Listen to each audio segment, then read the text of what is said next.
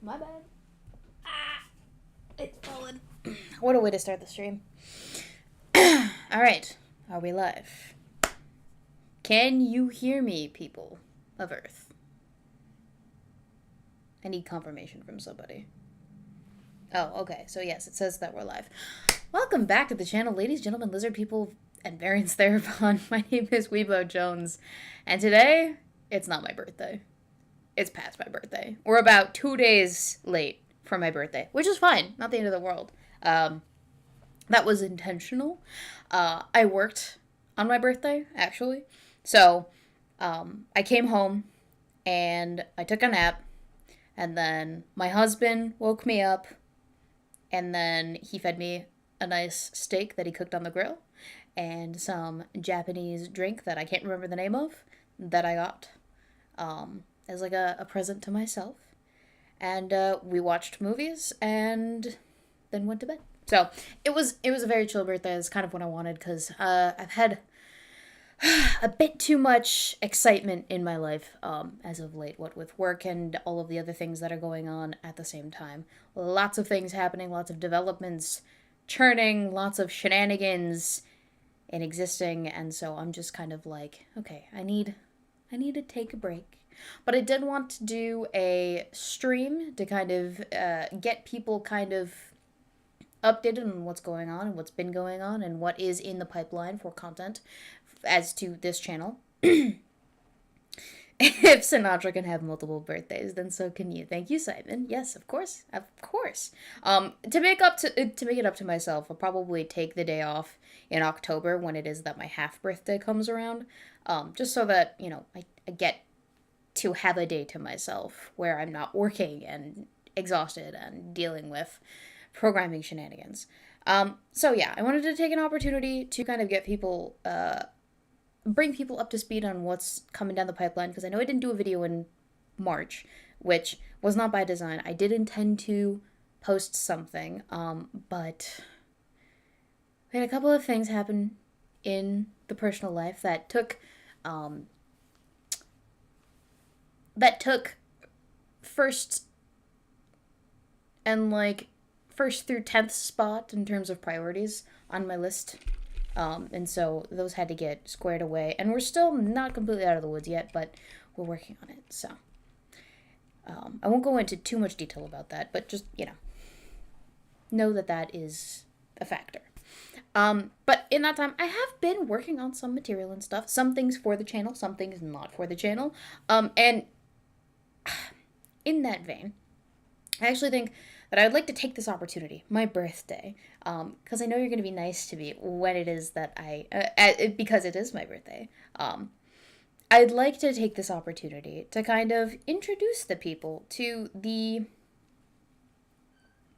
book that I have been writing. I have a couple chapters that I would like to read, if you'll be so kind as to listen to what it is that I've been working on. Just to kind of get some feedback as to if I'm going in the right direction and if the writing is up to snuff. I mean, it's not 100% perfect. I still have a couple of things that I want to sort out details-wise.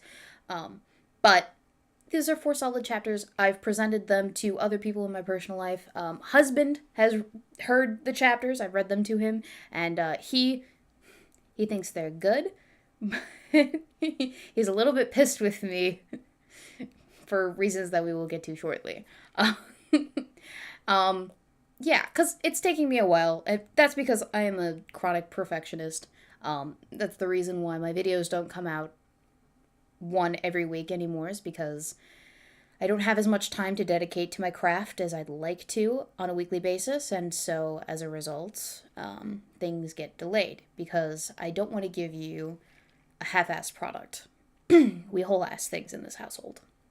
In the house of Weeb. So, yeah, but it doesn't seem fair to me that the people that have been supporting me through, 9 years now? Was that the anniversary that we had in February?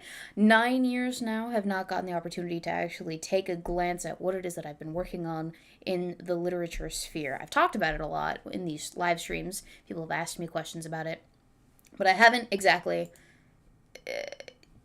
opened up to people as to like the details. So I would like to take this opportunity when you're gonna be nice to me, to kind of delve into the subject. Now we'll wait a couple more minutes for more people to cycle through, and I will share the stream on the platforms just so that people know that it's happening. I know some people won't filter in until probably well after the stream is over, but that's totally fine too. I'll keep it up for a little bit. I'm undecided as of right now as to whether I'm going to take it down or leave it up or put it as unlisted, but I'll leave it up for at least a week before I take it down if I make that decision. So join me for a birthday stream! Exclamation mark. But yeah, so this is just one of the many projects that your girl Weebo has been working on in her free time, her limited free time, that I have shared with people into the ether. And so, yeah, I would like to do that for you guys. This is my birthday wish. My birthday wish is that you listen to me ramble on for 4 chapters worth of content. And if you want to do that, that's fine. If you don't want to do that, that's also fine. I don't mind. I sense a spoiler or two, understood. It's just the first 4 chapters of the book. There is, like, a spoiler, but it's primarily an introduction to one of the main characters, one of the main protagonists of the book. So it's not super spoilery, in my opinion.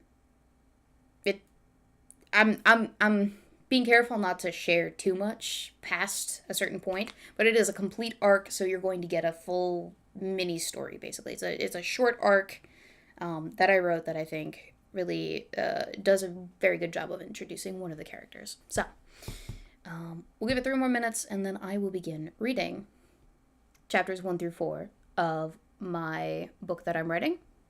It's called Recausus. I'll type it in the chat so that you can understand what I'm saying, I guess. So yeah, I sense a spoiler too, understood. Yeah. So I see that the Blakester is here. The Next 6 Minutes, of course, is here. Slipknot is here. Snoopy is here. Classic Monsters and Sci-Fi Fun. Still a member of the Flubber Initiative Steam group. Happy birthday, Weebo. There's a Steam group? Are you talking about Discord? Because there is a Discord, for sure. I see Double Pup is here. Who else? Director Arcater, of course, is here. Hello, hello, hello. And I see the Next 6 Minutes oh my goodness. The Next 6 Minutes has re-upped his early access to the channel, so kudos. Thank you, thank you. Yeah, so as I said, I'll leave it up. There's a Steam group? Okay, you're totally sidetracking me, so we're going to take 2 minutes because I want to see what this is about. And of course, my Steam is not up to date, so I can't look at it. I don't play games as much as I should. Unfortunately, I should, but time. It is a fickle mistress, and I'm her bitch. Yeah, the Next 6 Minutes. I'm particularly interested to see what you have to say about it, considering the fact that you've written a book, you've published a book, you've done the full gamut, and I'm taking my sweet ass time about it. So, yeah. You or someone with your name is in there. I'm sure it exists, I just don't know when that would have ever been the case. Send me a link, because I am so curious about that. The Flubber Initiative. That's my Discord group. How do you look at Steam groups on Steam? Does anyone know? Do I know? I don't know. I've never. Maybe I have. I don't know. Oh, groups. There we go. Found it. Oh, yeah, that's mine.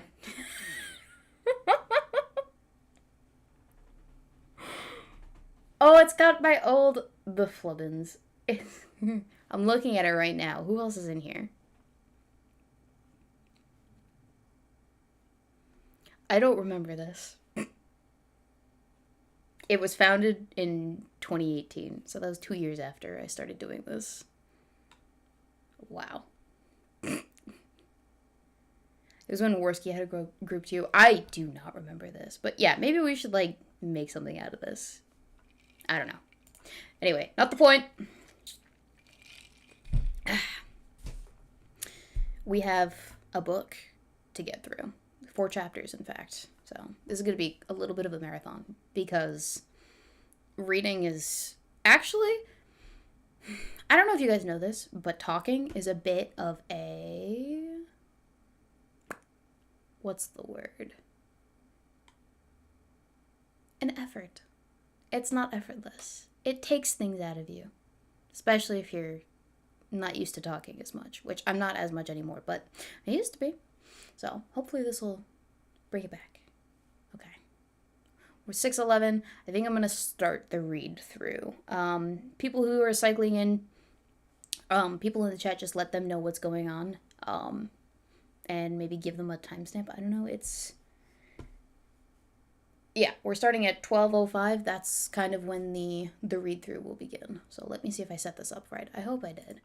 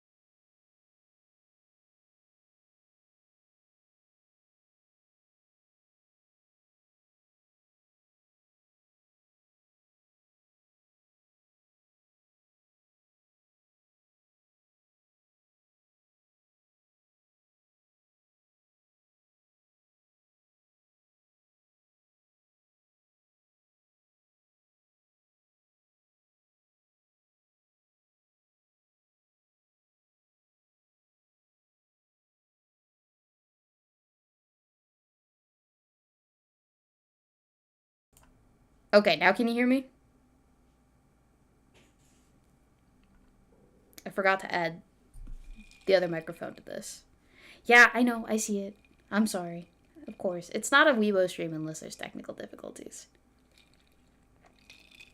You know, the problem was I switched microphones. For technical reasons. I switched microphones, and so then I had to use a different microphone. And then I forgot to add this microphone everywhere. And so it's not pointing at anything, or it wasn't pointing at it, or it wasn't included in this specific scene. So, yeah, I big dumb. I big dumb. But that's okay. I need to reorganize my OBS anyway. All right, cool. I'm going to put this back up there on the 3rd monitor, and then we will begin. If I zoom in, will it hate me? It might. Okay, we're still okay. This is fine. Okay, so I will begin. Chapter 1 of Rakasis, The Inquest. The 7th bell chimed, and Drusa watched her face materialize in the glossy black obsidian of the lodestone. Her eye patch, seated over her left socket, was the last aspect to be pulled back into form. Shivering against the prickling sensation which lingered beneath the surface of her skin, she jerked her hand from the surface of the rock. Turning away from her reflection, she ignored the stone's warden in favor of the imposing structure opposite her. A massive fortress comprised of 8 round towers connected by thick stone walls encircling the inner courtyard of the Fervold. Her nostrils flared as she watched a member of her own Rurikon in the Sergeant Reds relieving himself against the outer wall of the prison. When he was finished shaking himself dry, the soldier hoisted white netherweave over crimson darnswell, tucking it in to smooth where it bunched. He proceeded to layer the right edges of his medial layer and standard issue regal knit jerkin across his chest, before doing the same to the left side of each article. He secured the ensemble with a leather overbelt, refastening it to his breast guard before heading inside the prison. For a moment, Drusa considered following after him, if only to offer a lesson on the finer points of Rurikhan uniform standards. Instead, she turned to the building at the right of the prison, where the far less impressive stone barracks of the Rurikhan loomed. She gripped the hilt of her sword as she passed through the double wooden doors. Turning right toward the briefing rooms, she couldn't help the sense of nostalgia and dread that watched over her in equal measure. Drusa no longer led inquests herself, although she still took pleasure in observing the final stages of investigations whenever opportunity arose. It was this practice which made the monotony of administrative paperwork and droning logistics reports tolerable. Today, however, Drusa's interest expanded beyond needing relief from her boredom. Okay, we good. She came upon the briefing room she was looking for and held her breath. Rapping twice on the door, she entered to find a severe-looking member of the Rurikhan, dressed in a maroon jerkin, perfectly folded beneath a black leather breast guard. The shaft of his bronze and oak glaive rested against 4 layers of silver-trimmed pauldrons while he adjusted the straps of his armor. He locked eyes with her as she approached and smiled. "Morning, Commander. Come to watch?" Breathing a sigh of relief, Drusa smiled at the captain's familiar face. The last time she'd seen Ilum Sigurd, he'd sported a crown of dark brown hair contouring the same shiny scalp on naked display today. It seemed Sigurd had resolved to strip Grendel Company of its ability to jab at his wanting crown after so many years of enduring them. A pity, Drusa mused, taking care to keep any amusement from her face. "I thought I'd drop by for the reunion." "Happy you could make it down here to slum it with us watch mages. I was just about to begin the brief," he said. A troubled furrow creased his brow as he finished adjusting his armor and turned his attention to the red rainbow of Rurikhan speckled throughout the room. "Commander!"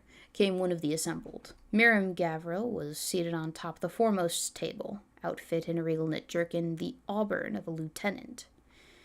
Gavriel offered Drusa a friendly wave of her hand, but Drusa was too distracted to return the gesture. She counted 9 Rurikhan, including Sigurd, far fewer bodies than they should have for an operation of this magnitude, no thanks to her. She'd had to reject Sigurd's request for more mages 2 weeks prior. She received no less than 15 requests a week for the reallocation of mage power, but there was never enough able bodies. Anyone Drusa could spare was assigned to migrant intake duties, guarding the Fervold, already teeming with processing migrants, or patrolling the city proper. Sigurd had had to take the matter into his own hands, calling in favors from a few Rurikhan in their off hours. 8 veterans of Grendel Company had answered his summons. Nice. Oh, sorry. 9, Drusa corrected under her breath. Sigurd gave her a sidelong glance. "Commander?" Clearing her throat, Drusa turned to her old captain and asked, "Would you like an extra pair of hands?" The captain's brow smoothed as relief replaced his grim expression. "I'll take whatever support I can get," his gracious tone fading when he turned to his subordinates. "You hear that, whelps? Our fearless leader ventured all the way from administration to lend us a hand." The news was met with the sound of pleasant greetings from the rest of Grendel, so I best not see any sort of antics. "Hey, Matthias," he continued as the cheer subsided. "None of your bumbling around on the floor while the rest of us save your sorry ass," Gavriel added, turning to address the gangly mage in crimson seated directly behind her. Jean Matthias slapped the desk and pointed a finger at Gavriel. "I wasn't bumbling. I tripped over you, imp!" Gavriel laughed. "Hardly. You tripped over your own 2 feet, down a flight of stairs, and straight into the unfriendlies we'd been advancing on." Turning to Drusa, she said, "You missed it. What a disaster." Matthias tried again. "It was 2 months ago. Can we leave it?" "Not on your life," Gavriel declared with a smirk. The lieutenant, leaning against the table behind Matthias, gave his shoulder a pat. And Drusa Sazrian was a tall man with rust-colored beard and a mop atop his head to match the auburn regal knit. His own black leather breast guard and pauldron sat on the table in front of him. He turned his attention to Drusa. "Starting to get a bit dusty behind that desk, eh, Commander?" Drusa offered Azrian a sly smile. I came to see what the riffraff was up to. From behind the large mage came a harsh, "Do you lot mind?" Azrian turned to reveal a scrawny-looking mage with silver stripes and sergeant reds. Laurent James's eyes were narrowed, his lips pursed into a thin line as he gestured toward the waiting Sigurd. Gabrielle rolled her eyes. "Where's your sense of nostalgia, James? Orizon's here, in the flesh. It's been ages since we all had a mission together." Jameis only crossed his arms in response. Sitting back in his seat, he continued his pointed stare at the captain. Sigurd cleared his throat to call attention back to himself. "All right, you sorry leeches. Jameis is right. You can catch up later." The side chatter died, the mood at last sobering. Sigurd coughed to clear his throat. "Today, we're poised to execute search warrants on 3 locations across the lower city. These locations are suspected to contain a cache of Drangolite accumulators stolen last month from an establishment in the upper city owned by Ivis Recaron. Bram, if you would please, give everyone a brief account on exactly what sort of contraband it is we're dealing with." A lieutenant from the 3rd row, Jovian Bran, stood his face hard. "Drangolite is extremely unstable unless contained. If the lead casing for one of these accumulators becomes compromised, the explosion could level the block." "Thank you, Bram." Sigurd cut in, his tone much lighter. "We're looking to avoid leveling blocks on this mission. The paperwork is a hassle, and the boss isn't keen on destruction of private property. And the boss isn't keen on destruction of public property," he said with a nod to Drusa. "Our primary objective is the safe retrieval of the accumulators. Our secondary objective is to apprehend the parties responsible. Any questions?" A recon in Sergeant Reds stood from his seat in the 4th row. "So, which of us is in charge of securing the extremely unstable contraband?" "We were going to let you and Matthias duel elements for the honor, Griffith," Azrian replied with a smirk. "It's not much of a duel when Matthias always starts with water," Sergeant Seth Griffith laughed, taking his seat. Matthias seemed to want to respond, but Sigurd continued. "I've split you lot into 3 teams. Each has a proficient hexbreaker, who, in addition to disarming any hexes we find, will also be responsible for securing the accumulators. Seth, Itara, Gabriel are Team 1. Bram, Azrian, Jameis, Team 2. Elvad, Matthias are with me." Raising his hand, Azrian asked, "Who gets the commander?" "We'll take her," Gabriel volunteered. "It's been ages since we had a chance to catch up." "This isn't the time for socializing, Gabriel," Bram declared, then pointed to his own puffed-out chest. "We'll take Commander Orizon. We can use a 4th, he trailed off, directing a pointed gaze at Jameis. Jameis turned to meet his eyes with irritation. "I'm perfectly capable of managing myself." "No one said you couldn't, Jameis," Azrian remarked, mussing his comrade's hair. Jameis ducked his head and raised small hands to bat Azrian's massive one away. "Stop it," he replied with annoyance. "I hate it when you do that," he grumbled, crossing his arms as he leaned out of the larger man's reach. Sigurd cleared his throat again. "I think I'll let the commander decide," he said, offering her a half-smile and a tilted head in apology. Drusa raised an eyebrow at him, mouth quirking. In truth, Drusa missed this part of the job. Her current position offered little opportunity for the camaraderie and informal atmosphere that working the streets had. It was only coincidence that Drusa could justify her presence at this reunion. Rick Aaron hadn't bothered to personally ask her to oversee the operation. He'd gone above her head to the hierarchy to request the Grand Commander's personal attention on the matter of his merchandise's safe retrieval. She'd received an executive order from the hierarchy the following day. Although irked by the remonger's lack of respect, she'd elected to swallow her pride when she'd noticed several familiar names in review of the brief. She sized up each group. Each had a more senior member equipped with the necessary prestige of office to lead their respective group. Lieutenants Gabriel, Bram, and the captain himself. Each had at least one specialist proficient in hexbreaking or a related field. Sergeants Itara, Jameis, and Matthias. Lastly, each had a designated magnarch who was capable of sustained magical outputs, should the need arise. Sergeants Elvad, Seth, and Second Lieutenant Azrian. Drusa's strengths lay in her leadership experience and skill as a mesmer. She kept herself in some shape, attended cadet specialist trainings when they were short on instructors. She occasionally patrolled the streets when they were short on bodies. So, if it came to a fight, Drusa could hold her own. She assessed the groupings.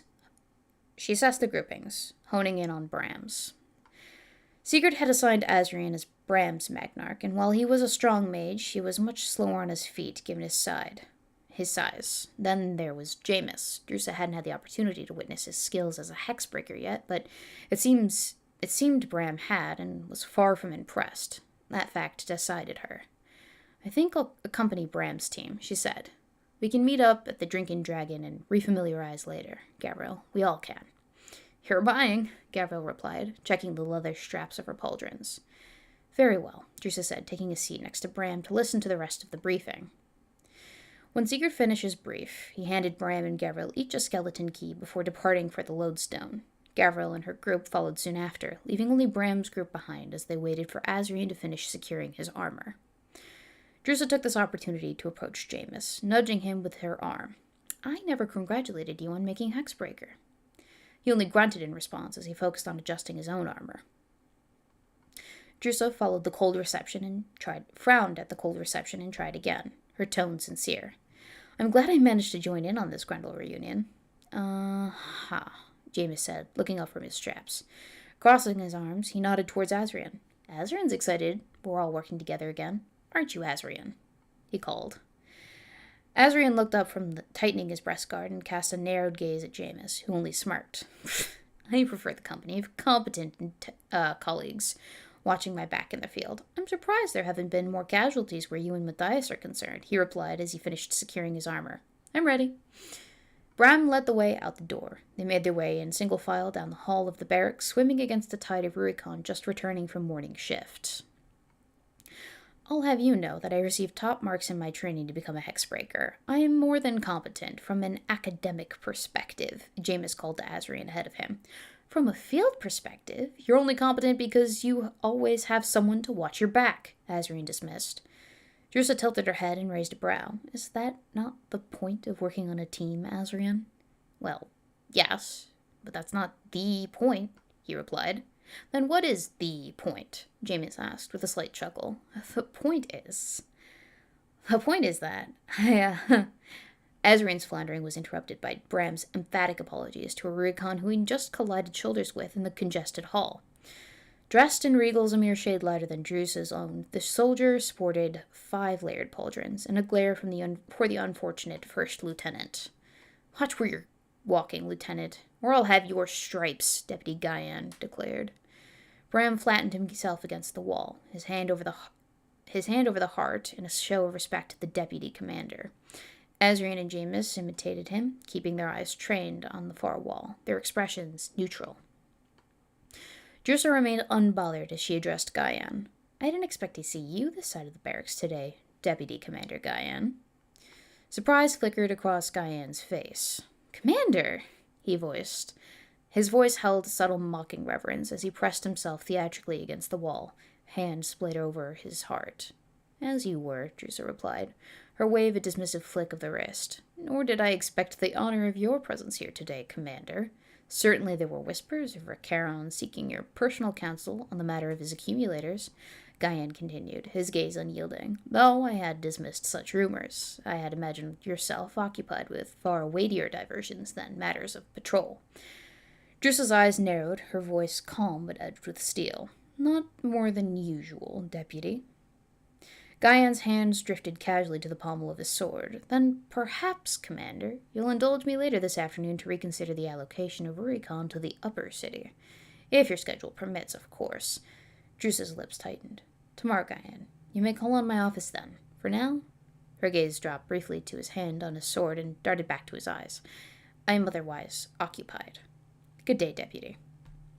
Okay, I'm going to take a pause so I can have a little bit of a sippy sip, because it does take a lot of your throat. How are we feeling, chat? Ugh. Do we like it? Even a little bit. I can take it. It's fine. You don't have to be that nice to me. Ah.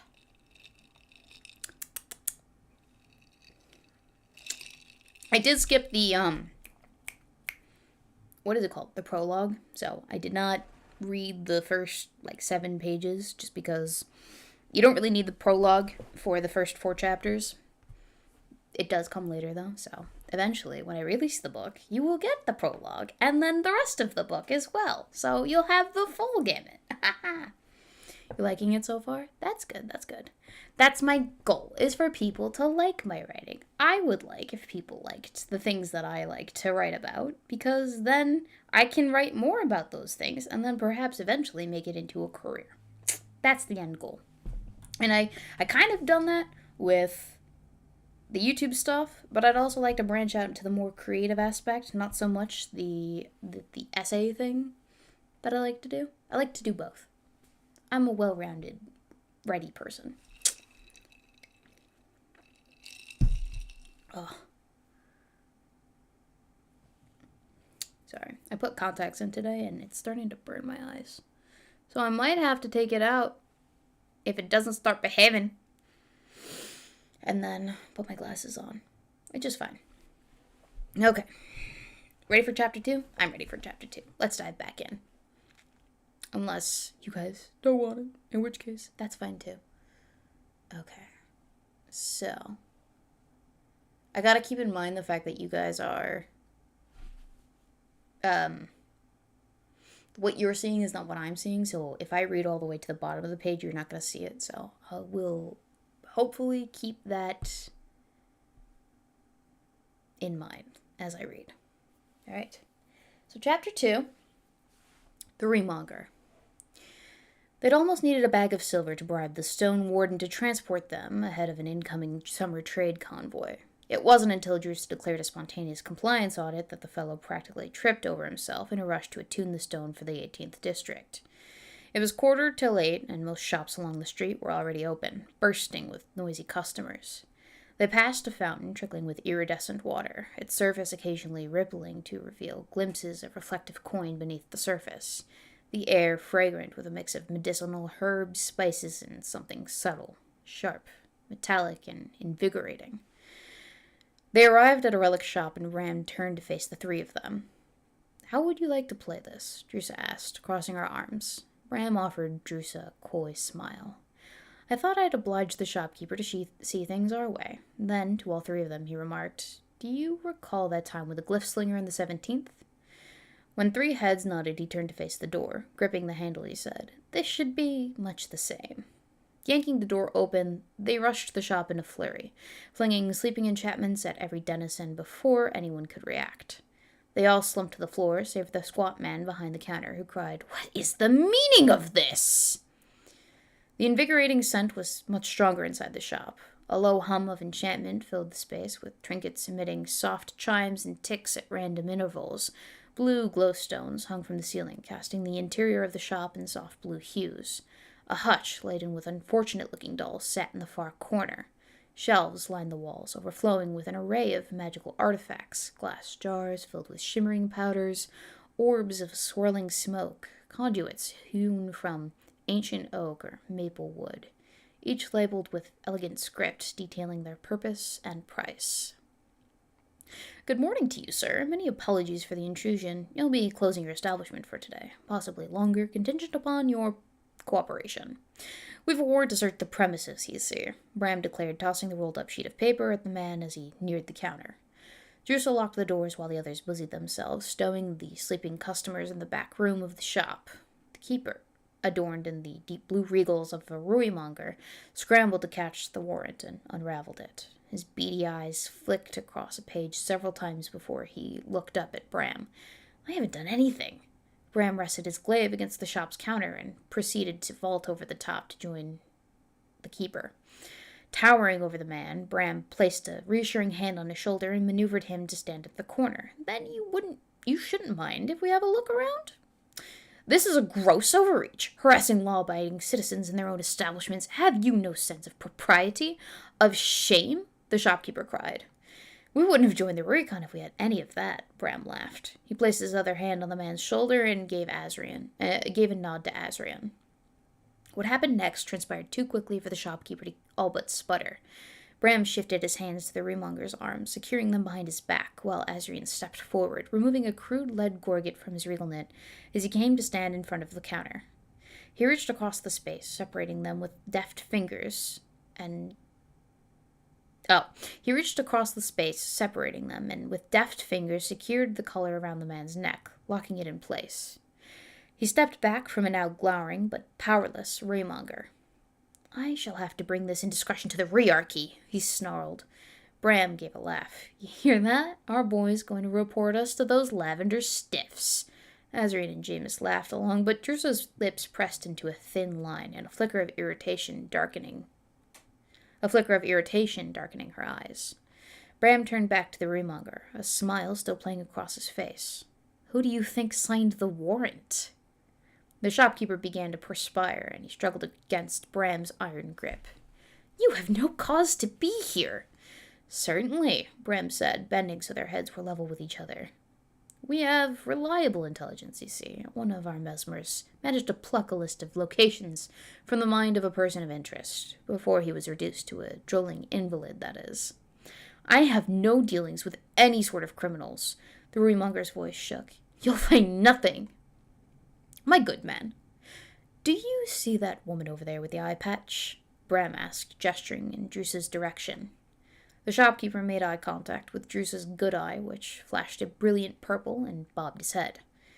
In a low tone, Bram asked, Would you care to wager why the commander wears an eye patch? The shopkeeper remained transfixed in her unblinking gaze, his lower lip quivering. The thing you need to know about a mesmer is that they tend to burrow into your mind through the eyes. The shopkeeper grimaced as his eyelid twitched, longing to close but unable to break from Drusa's penetrating gaze.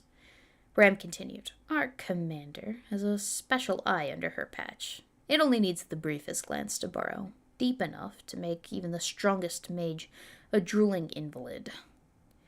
Careful to keep her face neutral, Drusa brought her hand to the patch as if to remove it. The hutch! The shopkeeper cried, pointing to the corner of the room where the oversized cabinet sat.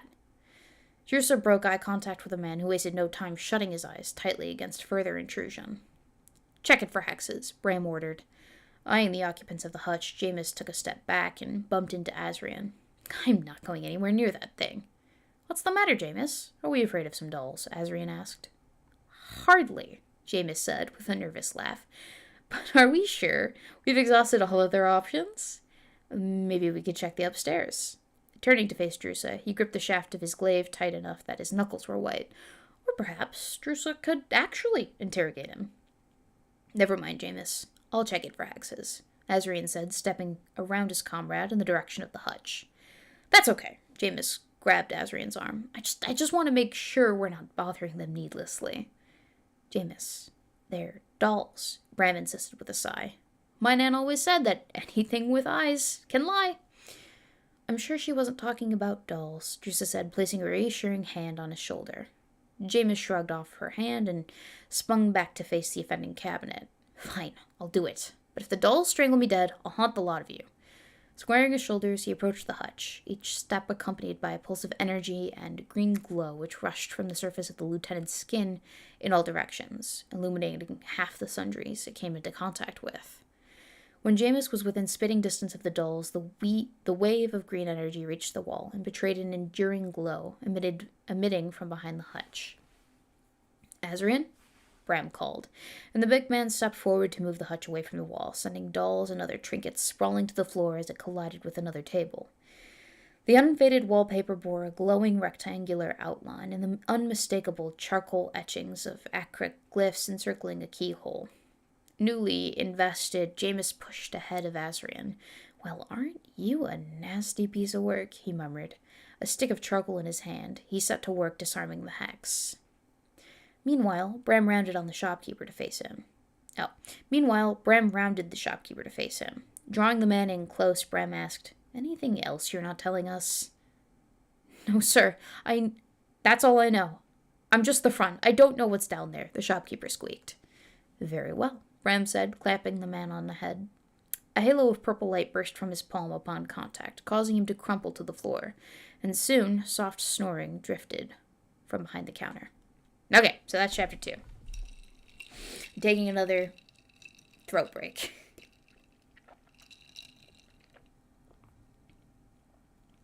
Simon Wilkins says it's illegal to laugh too loudly in Hawaii. You're only allowed a low ha.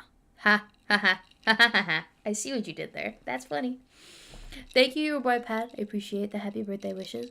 We are currently in the middle of reading through the book that I am writing.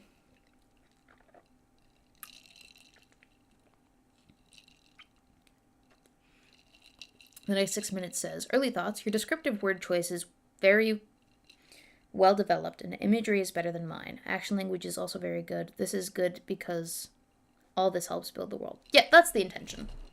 So this is about 7 revisions into the draft. So we start with the idea. What do I want to have happen in the chapter? Just shit it out all over the page, basically. A nice bullet-pointed outline of what I want to have happen, just so that I have it. And then we fill in the cracks with a little bit more detail, some dialogue if there is any, and then sprinkle in some movement and action things that happen. And then we go back through and we clean it up a little bit, make it a little bit beefier, add in some flowery language, and then maybe some better dialogue, if we can think of it. Honestly, dialogue is like the last thing I'm concerned about. More action language, more details, how do I want the world to look like, and then we go back in and we do that again and again and again. And then the very last thing that I usually do is the dialogue. But honestly, it's not always the last thing. But like I said, this is like the 8th revision.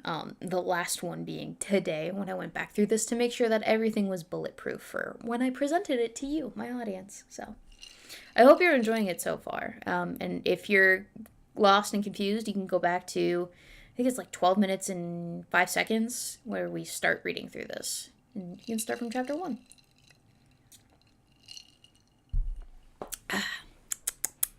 All right, chapter 3. I'm only reading 4 chapters, so we've got 18 more pages left, and then I'm done with the book. It should take me an hour, and then we can discuss the direction of the book afterwards, and what you guys like, what you guys didn't like, etc., etc., etc. Okay, cool.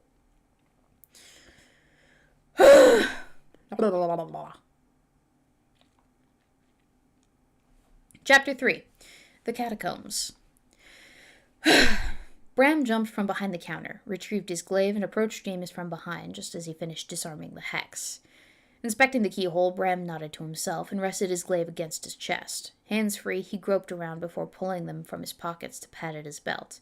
He'd pulled back the fold of his regal knit to reach into his breast pockets. His hands reappeared empty, his ears now pink. I seem to have forgotten the skeleton key back at the barracks, he said with a sigh, and looked to the 3 of them.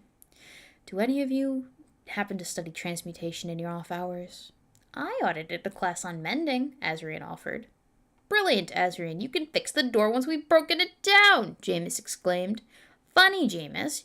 You can fix... Funny, Jameis. Maybe you can graffiti the door open with your charcoal, Azrian bit back.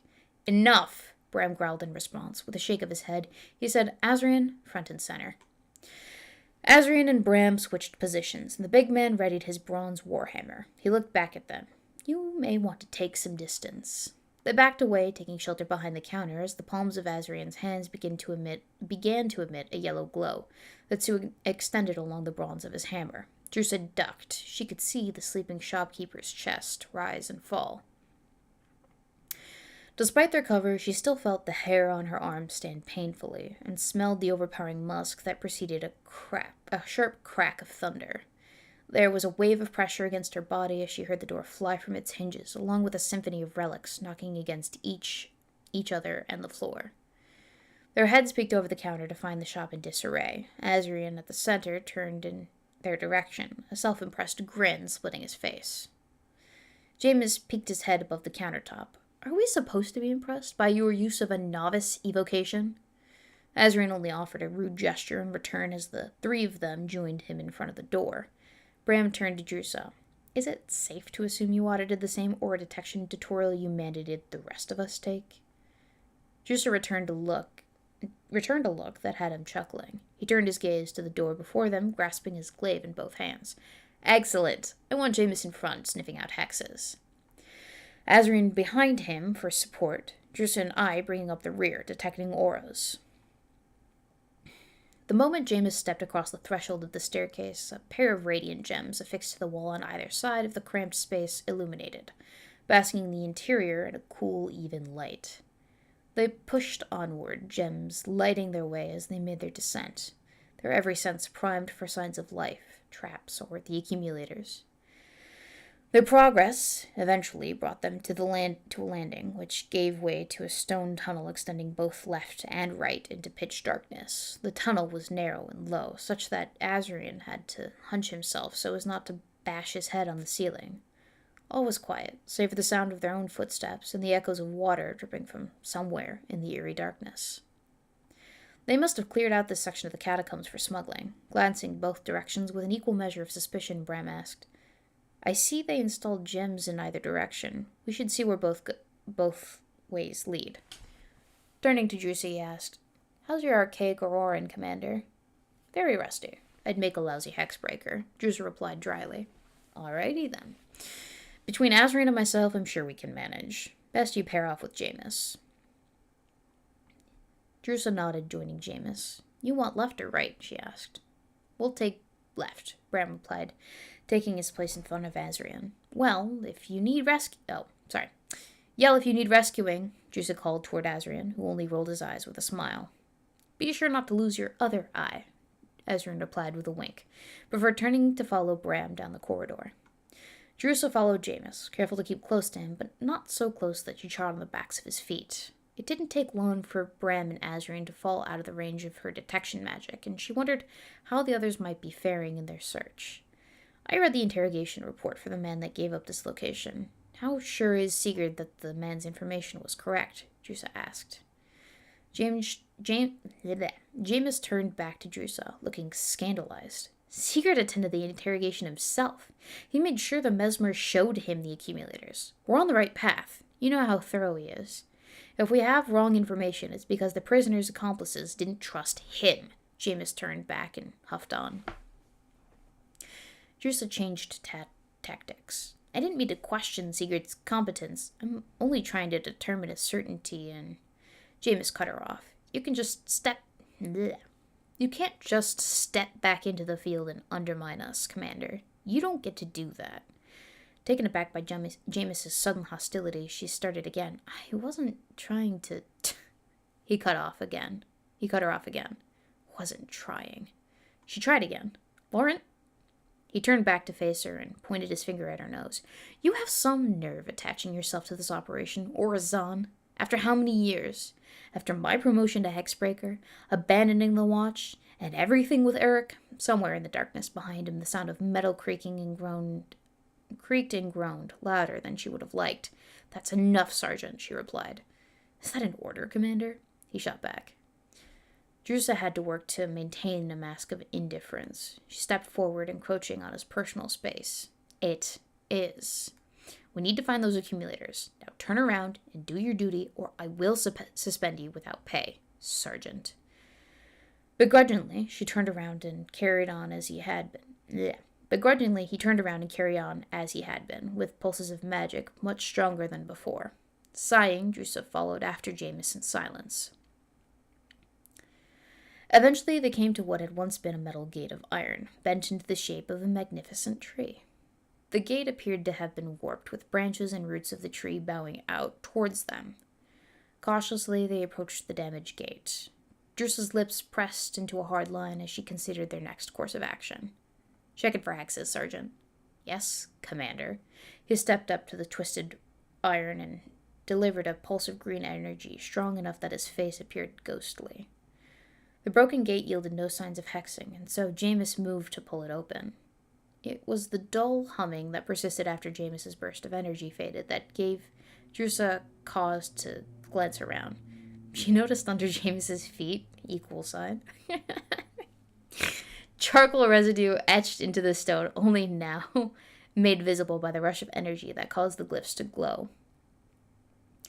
Drusa jerked the skinny recon by the scruff of his regal knit, just as a blinding light emitted from the glyph. Jameis stumbled into Drusa as she summoned a surge of wind to throw them sprawling down the hall, back the way they'd come. The light persisted as they rose to their knees, keeping their backs turned to the blinding display. It's not hot, just Bright. I can't see a thing, Jameis observed. Your vision should return soon, just don't look, Drusa replied, reassured, already the vision in her right eye returning in a discolored, spotty display. You know, I was thinking I'd stare directly at it, lose vision in both my eyes. I wonder what kind of promotion I'd get for that. She ignored the jab. We have to get rid of the light. It's just a bit of light. Don't see why we can't grope around with our eyes closed until we reach... Jameis doubled over, the contents of his stomach spilling onto the floor. That's why, Drusa replied as a wave of nausea overcame her as well, liberating her breakfast. When it was over, she spat to rid her mouth of the taste before reaching into her pocket. A moment of groping yielded a small vial that glittered red in the glow of the stones. She downed half the bottle before offering the rest to Jameis. Drink it. It should dampen the effects of the light enough for us to finish up here. But you should probably get checked later. Jameis wiped off his mouth with the sleeve of his regal knit as he stared at the vial, his eyes wide in surprise. He looked from the vial to Drusa's face, a question crossing his brow as she gave an encouraging nod. He hesitated only a moment before grabbing the vial and muttered a small thanks, before knocking back the remainder of the shimmering contents. He handed the vial back to Drusa.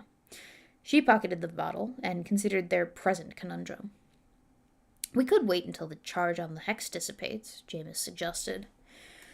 Drusa gave him a withering glance. I think you were a bit too enthusiastic earlier for us to wait this one out. We could double back then, rendezvous with the others. No, I think we can get through, Drusa replied, turning her head slightly to look at him, but only if you're willing to work with me. There was a sigh as Jameis stretched his neck and cracked his knuckles, considering her words. I don't know. I could always order you to, if you'd prefer, Drusa asked, unamused. Fine, he threw his hands up, if I must. What were you thinking? A spell to nullify the hex. With the two of us, it might just be powerful enough. Jameis cracked the back of his neck. I haven't tandem cast in ages, and it's too bright for me to watch for your cue. I could recite some of the Shadow's Call to keep us in time, Drusa suggested. Jameis barked a laugh. Seems a bit on the nose, don't you think? It's the only lullaby I know, Drusa remarked. We only need the first verse. Fine then, he sighed. We'll try it your way. Get ready, Drusa said. She closed her eye and took a deep breath before the words spilled from her mouth in a melodic tone. The shadows deep and silence stark. She turned so that she was half facing Jameis and half facing the light, her arms outstretched. The day grows long and skies grow dark. A deep hum resonated in the air, softly at first, but grew more intense with each second. She imagined the energy, a spherical embodiment of nothing, barely contained in the nimble movements of their fingertips, gradually expanding as the pair fed it portions of their own life force. Unraveled threads who know no peace, the hum was loud enough now that it vibrated her very bones. Drusa had to shout the next verse to be heard. Succumb to dreams both dark and deep. The hum grew louder, still, as the pair released their sphere toward their intended target. Drusa imagined the void growing as it devoured every drop of magic the light offered. She knew the spell had done its work when the hum cut off, leaving an unnatural hush in its wake. She opened her eye just in time to witness the sphere collapse in on itself. When it was gone, Drusa held her breath, wallowing in the new hollowness that frayed at her senses. The nothingness persisted for a second longer, before ambient magic rushed in to fill the void. Drusa exhaled, peering at Jameis, who looked as good as she felt, offered him a weak, "Nice work, Sergeant." "Thanks," came his winded reply. Once recovered, Jameis returned his attention to the troublesome gate, the pulses he emitted now coming quicker than before as he neared the glyph with Drusa close behind. He began to expect the hex, and declared, "We'll need to set it off at least one more time." He pulled out a piece of charcoal to adjust the old Auroran written there. Brow furrowed, she asked, "Can you disarm it?"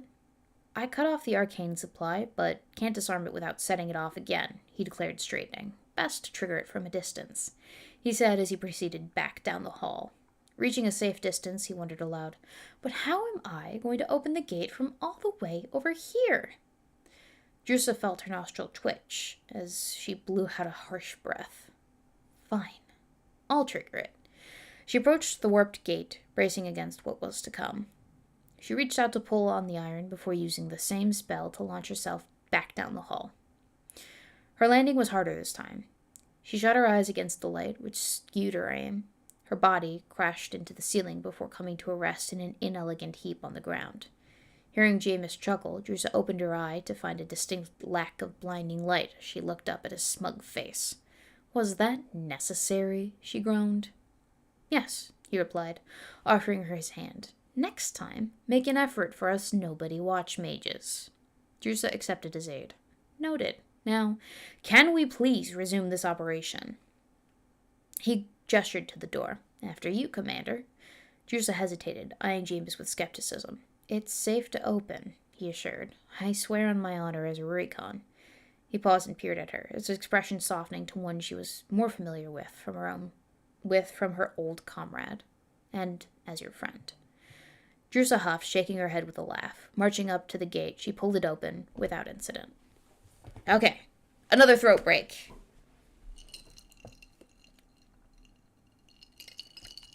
Ah!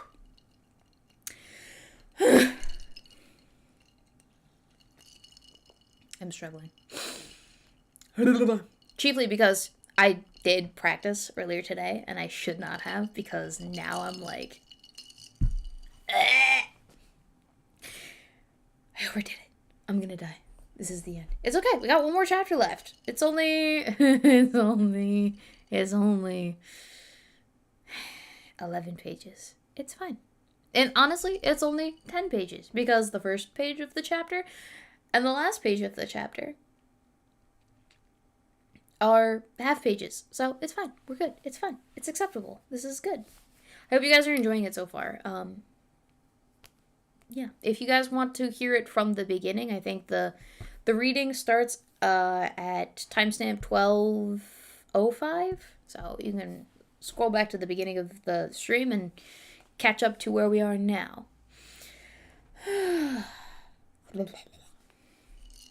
It's going well. Okay. 10 more pages. We can do it. Yes, we can, Weebo. I got this. I've never read all 4 chapters in, like, one full sitting. I've always broken them up in between stuff. But, yeah. And honestly, you guys are the only people that have gotten this far into the book, aside from my husband.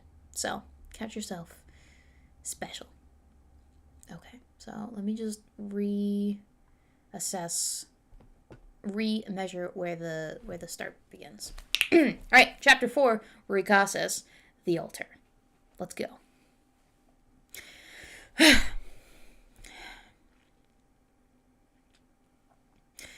There was more tunnel beyond the gate for about 50 paces before the range of the glowstones reached its limit and the path dissolved into darkness. Unease settled in the pit of Drusa's stomach as she crossed over the threshold of the gate. She stared into the abyss with such an intensity that Jameis's sudden, "Watch my back, I'll hex the gate," startled her. "Good thinking," she said, her eyes still trained to the darkness. "There," he declared and straightened, nodding as he turned to face her. They carried through the tunnel with more caution now, and rightly so. The glowing path following the gate was riddled with glyphs. Drusa lost count of the times Jameis spent to disarm the hexes, when she began to sense the faint presence of 2 others nearing their location. She tapped on Jameis's shoulder, halting their procession to signal the news. They edged forward, weapons drawn and fingers itching with prepared spells, approaching every corner and bend from the furthest point the dank tunnels would allow. Excuse me, I'm burping. The awareness growing with each step. They rounded another bend and found themselves face to face with Azrian and Bram. Drusa's muscles relaxed as all 4 lowered their weapons. "Well, aren't you a sight for sore eyes?" Azrian remarked, grinning. "See anyone on your way here?" Bram asked. "Not a soul. Any sign of the accumulators yet?" Drusa asked. "None so far," Bram replied, "but I think we know which direction they're likely to be." Drusa raised an eyebrow. "How can you be sure?" "There was a gate a ways back, hexed to release some sort of gas by the looks of the glyphs. After that, they came every 20 paces, then 15, then 10, until we came to a fork. We went straight, and things seemed to relax until we found you. We've had hexes back that way, but not less than 20 paces between them, James replied. Then I suggest we backtrack, Bram declared. Drusa nodded. The reunited squad fell into formation and moved through the tunnel back the way Azrian and Bram had come. At the fork, they turned right and ventured deeper into the heart of the underground maze, where they were met with hexes every 5 paces. Only when it seemed the concentration of hexes was at its greatest did they find the walkway widen as the dank musk of the tunnel eased. Their path began to ascend, and soon after they came to an opening. Their presence activated a circle of glowstones set in sconces high above. The stone cast the cavern in the same cool blue light as the tunnels. Before them lay a bridge over a pitch-dark pit. The bridge was hewn from the same rock as the tunnels, its edges riddled with clean-carved glyphs extended across its length. There were 3 bridges, like the ones they'd met with, each leading to the same platform in the center of the cavern, upon which 25 stone obelisks encircled a large stone table, laden with crates. Jameis pulled a knife from his belt and set to work chiseling away at the markings on the bridge. 10 things says that's our merchandise, Azreen declared as Jameis straightened. We'll see, Bram replied, and he motioned for them to cross the bridge. Weapons drawn, they neared the stone table, and Drusa could see it, too, was decorated with carvings, although much older than the newer warning etched onto the side of the crate. A pulse of the area from Jameis told them the thieves hadn't hexed the crates themselves, preferring to graffiti the surrounding area. Jameis knelt at the first hex they met with on the platform and began his work. They must have a master glyph slinger working with them, Jameis remarked, making careful chips with the point of his blade. He stood and turned back to his comrades. Some of these hexes are quite advanced. It's strange, though. What is? Bram asked. Jameis approached the table. The carvings on this altar, he started, as he knelt to trace the markings. They're not a hex. They're similar to some of the curse work I studied back during. A sudden cough from Drusa ended his musings. Never mind. He rose, ears now red. It's not important. All I need to know is if they're dangerous, Bram asked. No, not in their current state, he said, pointing to the large crack that split the altar down the middle. Even if you did activate it, the flow would be disrupted. The worst you would suffer is a magical short. Excellent. Lost my place. Excellent. Can you start securing the accumulators for transport? Hold, Drusa called. She turned her head to stare hard at the passage to the right, where they'd entered, and murmured, I think we're about to have company. They took up a defensive formation, all eyes trained on the entrance to the passageway, the light from the activated glowstones growing brighter as the echo of footsteps neared. As their foes emerged from the entryway and came to behold the 4 of them amid the cavernous spectacle, a sudden "Ha!" emitted from one of them. Gabrielle, Drusa realized, but her shouted "Hold!" came a moment too late to keep her startled companions from unleashing their spells.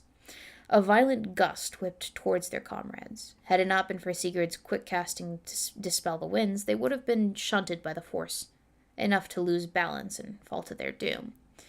The victory was short-lived, however, as the tangled vines from Jameis's enchantment wrapped around their limbs. To punctuate the humiliating spectacle, Alvad slumped to the ground, caught up in Bram's sleeping enchantment. Damn you chicken-hearted leeches. It's us, yelled Sigurd, as he struggled against the weeds, reaching for one of the knives at his side. Sorry, Captain, came Azrian's sheepish reply from Jameis, while Jameis busied himself with disarming the hexes lining the bridge between their party and Sigurd's. When we finish here, the 3 of you will have paperwork up to your pauldrons, she heard Sigurd growl from across the gorge. Yes, Captain, the 3 replied in unified resignation. Those crates have the accumulators by chance? Gabrielle called between gnaws at the vines around her forearms. Indeed, all accounted for, Azrin replied. Excellent, Seth called as he gripped the vines with his bare hands and tugged. They snapped and fell away from his body. He turned to assist Itara. Mission success, Itara cheered as she was freed. The hairs on the back of Drusa's neck pricked, and a feeling of unease, unlike the early nausea, settled in her stomach. Turning her head, she peered back down the way they had come and found the tunnel dark. She looked to the other two tunnels and found they were much the same. Returning her gaze to the struggling members of Grendel, she realized they were somewhat more difficult to make out in the cavern light than they had been. She tilted her head toward the ceiling, just as a figure snatched one of the glowstones from a balcony situated above. She watched as another figure emerged from behind the platform wall to snatch a glowstone, and then another, and then another. She let out a low whistle, and an eerie howl echoed throughout the cavern. The still conscious members of Grendel made subtle movements to shift their bodies enough to look into their commander's eye, while keeping the momentum of their current occupations. Drusa felt her pupil dilate, and her heartbeat slow as she focused on pushing her own thoughts past Cornea, Vitreous, and into the minds of her comrades. She showed them the same scene she'd just witnessed, and impressed upon them a feeling, like the need to find common ground on the center platform was paramount. She withdrew to a cavern, now the dimness of later twilight, and watched as the shadowed forms of her comrades quickened their work. Atara approached the bridge and began to chisel away at the hex lines from her side, just as the last of their light faded, and they were left in pitch darkness. In the next moment, a white-hot ball of flame barreled through the air toward the bridge where Jameis and Itara were working. Azrian sprung into action and launched his body into the air. With a swing of his hammer, the flame broke apart in a magnificent explosion of embers. Some bits landed on the crates, scorching their surfaces black in places, and catching fire in others. Drusa ducked to avoid suffering the same fate. The fools, she thought, climbing atop the crates to bat at the embers with the edge of her own regal net. "No fire," she commanded, before turning to Jameis and asking, "How many more hexes between us and them?" "Just 6 more, Commander." Excuse me. "Just 6 more, Commander, but we won't be able to do much if it's raining fire." "Azrian," she called, drawing her sword. She thrust the point into the crack of the stone altar, so that the tiny bead of refined arcanum embedded in its pommel faced the ceiling. "A tad busy, Commander," he yelled back, striking another ball of flames with his hammer just before it had the opportunity to catch Jameis. This one went sailing into the wall, sending dust and small rocks falling from the ceiling as the underground shook. "I need you and Bram to embed our knives into those 3 obelisks, pointing high enough to give us jumping room." "Understood," he replied, as she tossed her knife to a waiting Bram, and the pair set to work. Bram held the knife steady against cracks in the rock towers, while Azrian stuck against the pommel of each, with enough force to wedge them deep enough that they wouldn't come free. Drusa knelt in front of her sword and concentrated on the single point of arcanum embedded in her pommel. A bright line of yellow-gold light erupted from it before separating into 3 points. The lines bowed toward the pommels, and the wedged daggers connecting with the bit of arcanum embedded in each. The daggers, in turn, created their own lines of yellow, spanning sideways to connect with each other. Once all connections were made, a glowing shroud of translucent yellow grew to fill the space between each line, just in time to stop another ball of white flame from impacting on the platform. They now had a regular source of light to see around them. "Azrian! Bram!" Drusa yelled. 2 pairs of eyes turned to look at her. "I need to maintain this shield while fire is flying. You need to get Jameson and Tara an opening." Another fireball disintegrated against her ward. "Commander," Bram stated, "your ward's not going to last forever, and we're chickens waiting to roast here." "What do you suggest?" she asked. "We need to get up there and take them on at their level." "Is that you volunteering, Lieutenant?" Drusa drooled as she concentrated on thickening the ward. Bram's face grew hard. Pointing his thumb at his chest, he declared, "I'm no chicken." Drusa nodded once. "Azrian, could you offer the lieutenant a lift?" "Not at all," Azrian replied, cracking his knuckles. He turned towards Bram, a devious grin creeping across his face. "If you would please step into my study," he said, gesturing to a space on the platform at the edge of the ward. Bram tucked the shaft of his glaive into his cinch, while Azrian set his hammer against one of the obelisks. "Prepare yourself." "Wait!" Bram cried. You're not going to use your hammer? Don't you have a levitation spell marshaled?" "Nope, too expensive," was all Azrian said in response before moving his hands in a circular gesture. His hands glowed a brilliant orange, and the air around Lieutenant Bram whipped wildly before his feet left the ground.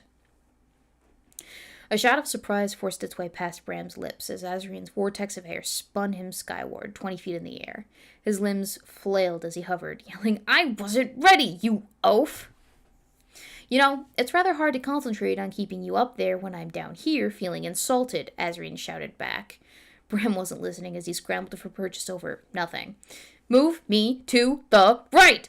The right!" he yelled to Azrian, just as fire sailed past his right side. "The left! The left!" "Make up your damn mind," Azrian called, but he shifted the air current enough to the left that Bram could clutch at the stone. Wasting no time, Bram clambered over the balcony wall and pulled his glaive free to retaliate with a barrage of explosive ice shards.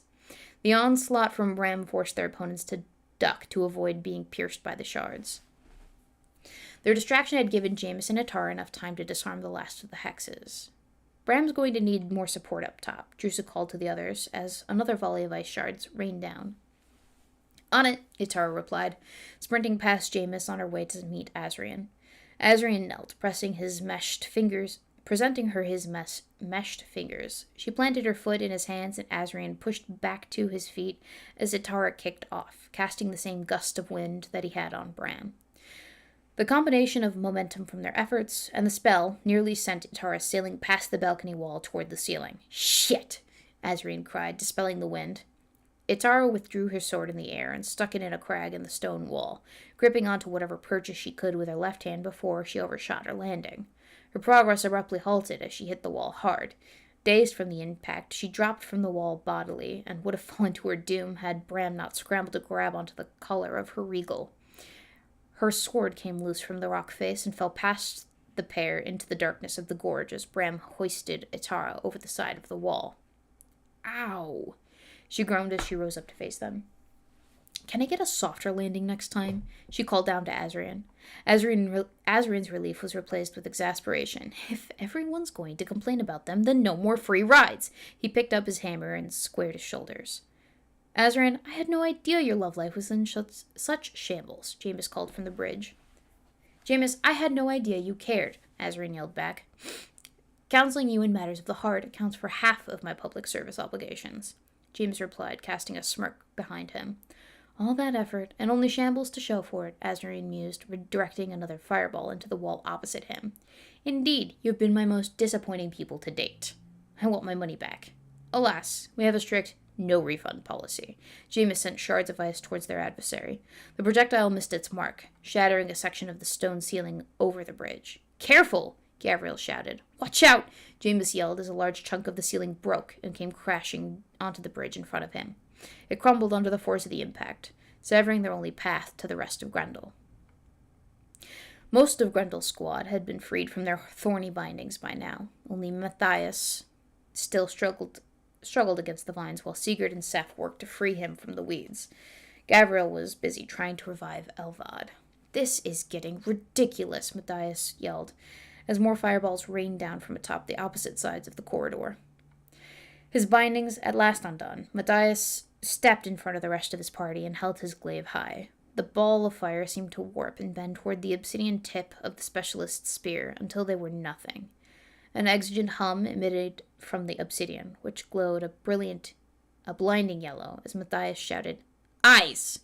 Drusa shot her right eye tight against the ensuing blast. Even so, the brilliant white light as Matthias released the charge from his spear shone through her lid, highlighting her veins in red. Drusa prayed to Akri that the trick had worked. She opened her eye and peered up at the balcony again. "I'm counting 4 unfriendlies," called Jameis. "Wait, 2 more. No, 4 more. We're surrounded!" More fire rained down from the balcony, and those stuck across the gorge dove back into the tunnel for cover. With a cry, Jameis collapsed, his right leg smoldering. The fire continued to rain down as he crawled on his stomach for the cover of her shield. She could see his teeth gritting in pain. Jameis, Drusa shouted. She used all her will to force the edges of the shield wall to bow outward. The effort left her light-headed and breathless. She felt something warm and wet trickle from her nose as Azrian pulled Jameis back to safety. "My leg!" Jameis moaned, shaky fingers gingerly fiddling with the hem of his singed regal knit, trying to shift it and the likewise ruined medial layer out of the way for inspection. Azrian shook his head as he shifted forward, smacking Jameis's hands away. "Lay back and look away, Sergeant," he ordered as he pulled the remnants of cloth away from his appendage. Drusa could see him struggle to keep his expression neutral as he inspected the ghastly sight of melted flesh. "Sure thing, Lieutenant," Jameis replied, his voice faint and breathy. Drusa looked over to discover the sergeant's eyelids fluttering. Don't you dare pass out, Sergeant. Whatever you say, Commander, he replied, sounding much weaker this time. I want you reciting archaic Auroran conjugation tables out loud, Lieutenant, she ordered. Yes, Commander, he replied, and began to do so. Turning to the grim-faced Azrian, she said, we need more people up top before these shields come down. We won't have a chance. Can you get Sigurd and the others? Can you get to Sigurd and the others? Oh my goodness.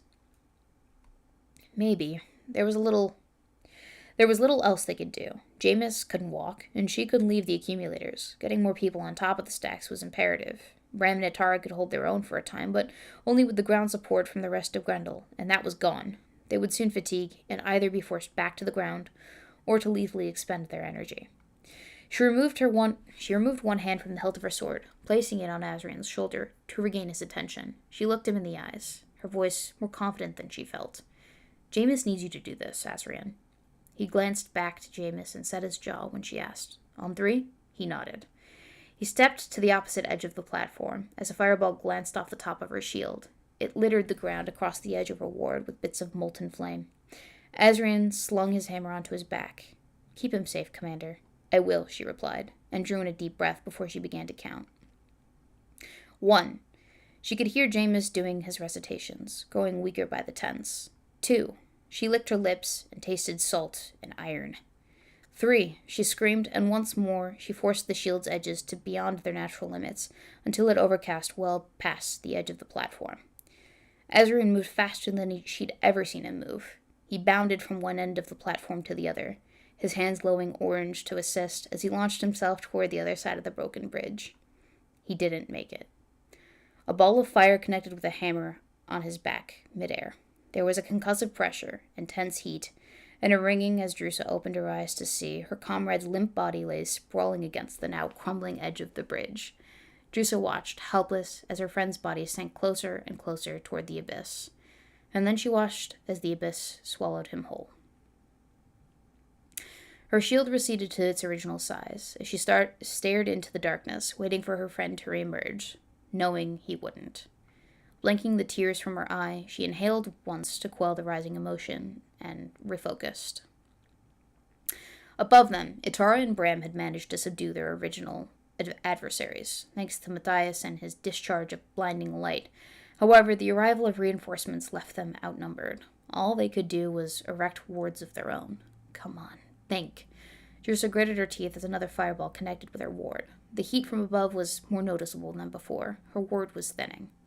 She glanced around, desperate for a way out. All she saw was rock. Old Auroran carved into the rock of the altar she was apparently doomed to die upon. The new Auroran script scrawled across wooden crates citing the damned accumulators. If the shield went while the fire rained, neither of them would survive.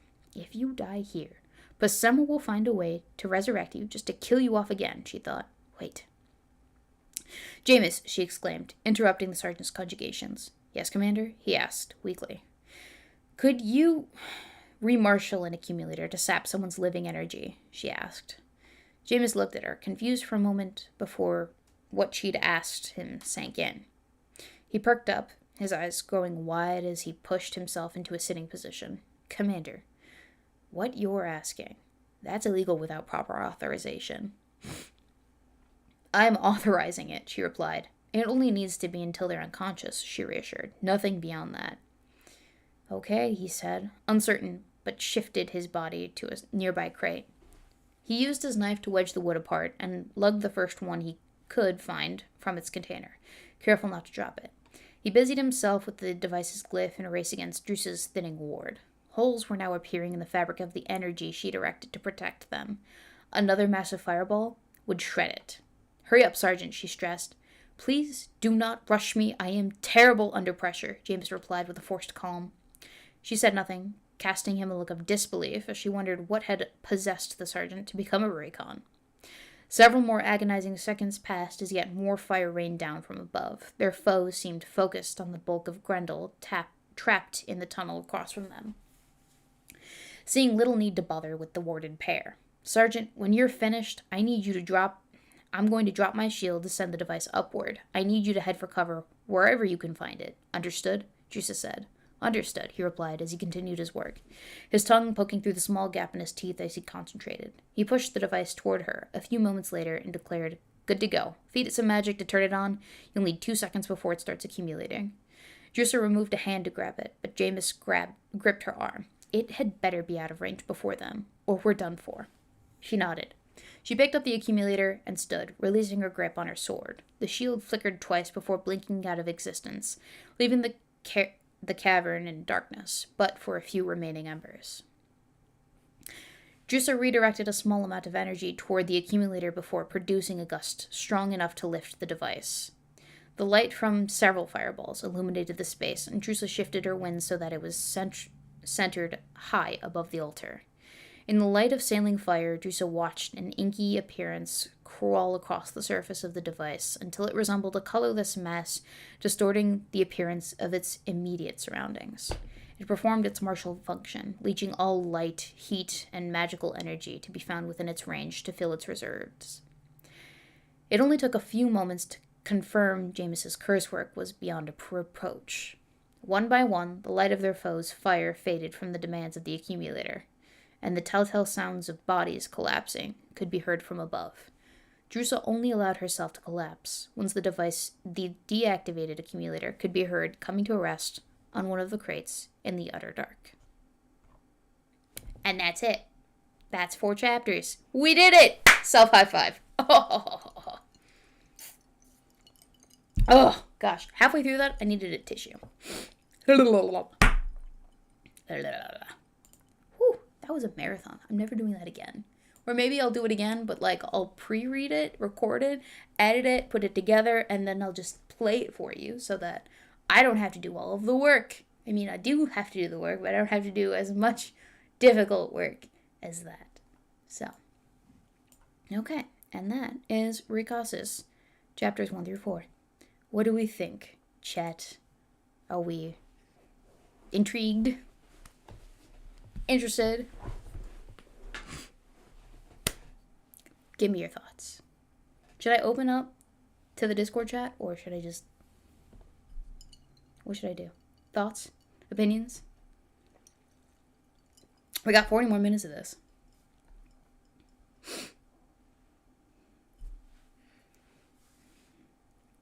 The next 6 minutes says he's enjoying the mentor-student relationship present here.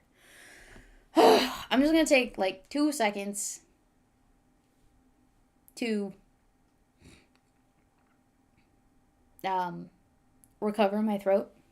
I also need a tissue because I have a runny nose and it's been running for the last 10 minutes and I'm going to die otherwise. Ugh. We not? We do. Ha-ha! I got him. Ladies and gentlemen, we got him. Ugh. Ugh. Nice.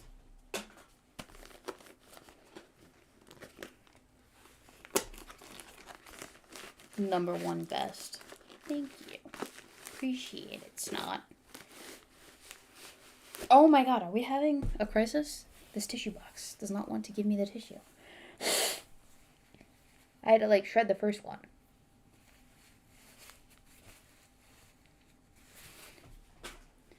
What do you guys think? Should I open it up to the floor for discussion?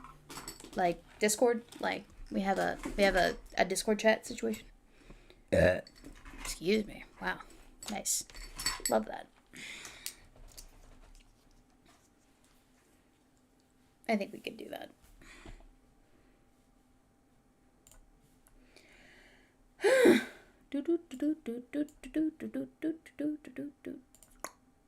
I'll pop into the live stream chat and then people can just pop into the waiting room. And I'll go put that up there. So yeah, if you want to tell me your thoughts over Discord, that's entirely your prerogative too. The next 6 minutes says, my thoughts again. The mentor-student dynamic is really well developed over the course of 4 chapters. The relationship and interaction between all the characters is also well developed. Thank you. Appreciate it. I worked very hard on that. Yeah, so if you want to hop on the stream in the Discord, we can talk about it. Waiting room is in the Flubber Initiative Discord. I think there's a link to it in the description. I could be wrong though. If that's not the case, let me know. I'll put it there. Yeah. Reading is hard. Reading out loud is hard. Did you guys know that? Because, I mean, I did know that, but I didn't appreciate how difficult it was until I did it for like an hour straight. It was a little bit over an hour, I think. Thank you, Director Arctur. I see you. Happy birthday for the final time. Mostly as I am in repo presently. You're in repo. What does that mean?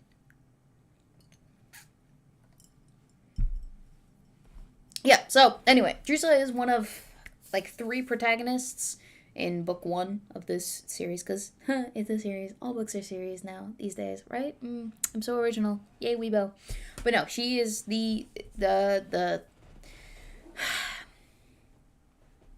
she is the protagonist, one of 3 protagonists in book 1 that we will come to know and love or hate, depending on what team you're on. Yeah. We enjoy her first 4 chapters. It's pretty decent intro, I think, to the work side of Drusa's shenanigans. The next couple of chapters follow a different character, but we still get some of Drusa in those next couple of chapters, so it's not like we're not seeing her. We're just seeing a different side of her from someone else's perspective. Director Arctur says, "Nigh every Thursday I go through minimum 1 SCP. I do indeed know." I don't know what that means, dude.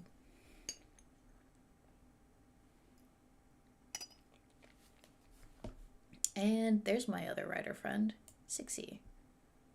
Testing, 1 2. Can you hear me? I can hear you. Excellent. And I think the chat can hear you because I have desktop audio turned on. So excellent. Hi. It's been a minute. It has been a minute. It's despite some early boomering, you did get the audio thing sorted out pretty well. Yes. Well, we can't all be perfect stream runners. This is not where my passions lie, believe it or not. Oh, yeah. Yeah. Yeah. I would say my streaming skills are not exactly up to par either. That's why one of the reasons why I don't do it is often also because I don't have access to Steam anymore. So it's another whatever. That happens. So books. So books. Let's talk books. Let's talk shop, buddy. All right? Because Alrighty. you're writing. I'm writing. We're both writing. We righty. Get it? We're righty. Yep. Yeah. Ugh. So Well, you sorry. Go ahead. I was just gonna say, I think you said your style weighs more towards dialogue usage versus less description. How does that work for you exactly? Like, actually, how do I ask this? The question that I want to know is, what is the purpose behind that decision? I think that's my question. There we go. I'm locking it in. Well, on one hand, it's dialogue is really my strong suit. That I feel that's one of the reasons why I weigh so heavily on it. Another is because I kind of like the reader themselves to sort of piece together um, kind of their own images without me setting so much of the groundwork. That's just a preference thing. I enjoy actually when other writers employ a lot more of the descriptive language and going into further detail about things. I just don't like to write that way myself. Gotcha. Yeah. The big purpose behind a lot of the descriptive language that I'm using is to kind of set the scene, which is important when Hmm. you're, crafting an entire world from nothing. You got to give people a little bit of context as to what Yeah, situation you're throwing your characters into, so that they can appreciate the world building a little bit better. Because if I just dialogue it, um, then how will they know what everything looks like and whatever, like, details true, matter. true. A lot of the details that I'm talking about matter, and there's like a point to why it is. It's not just, to color the world. It's to prompt some level of what is it, the it's not Schrodinger's gun, it's Chekhov's gun, right? So a lot of the details that I'm bringing up, they do become pertinent later on, or Yeah. they give you an impression of something yet to play out. It all factors in with itself, and I venture to guess Mhm. that the later into the book that I get, the less I will be using descriptive tags in order to shape the way that the world looks, because I will have already pre-established that a lot in the book. Right. So it's a balancing Particularly, act. particularly if you're going back and to more established familiar territory, you're going to be leaning less on trying to build the image in your audiences, in your readers mind. Um, what I've been trying to do is use a lot of uh, dialogue and trying not to lean too much on exposition, and that's tough. That's a tough balance to try to do, but that's one thing to do. I don't know. You may have a different impression whenever you read through my stuff. Yeah, that's fair. The descriptive language is most helpful, of course, when you're introducing characters, when you're introducing a new setting, when you're introducing new concepts within your writing. You're like you're introducing new aspects of your story. I also think that it's probably useful in a couple of other narrative decisions or narrative settings as well. Like, so a lot of my story has magic, a lot of it has action components, and I need to be able to craft the action that is happening on the page or in the story to people on the page using the words that I have at my disposal, so that they understand what's Mm. going on, because otherwise it gets super confusing. But Yeah, secondarily, I'm telling, it's kind of like a detective story, right? Because Druce is a yeah, cop. She's got a mystery on her hands. Not that we know that we actually have a mystery yet, but like there are elements kind of interspersed throughout. Chiefly, the one right now is like, oh, the accumulators. What's up with that? So she's trying to yeah. figure out what's going on, and she's trying to like preempt what might happen or what will happen, so that not as many people die. So a lot of the descriptive language is important there as well. So yeah, And I it did was get it was that. a narrative Yeah, decision. yeah, and I do get that impression. And it's effective the way that you're going about it, because I understand that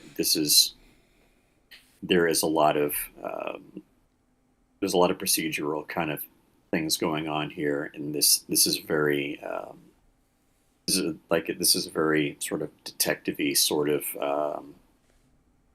thing that you're going for, and it comes through in the language that you're using and the terminology. You are effectively putting across to the reader that this is what these things are. This is what they do. This is why they do it, and these are the tools that they're using to accomplish these tasks.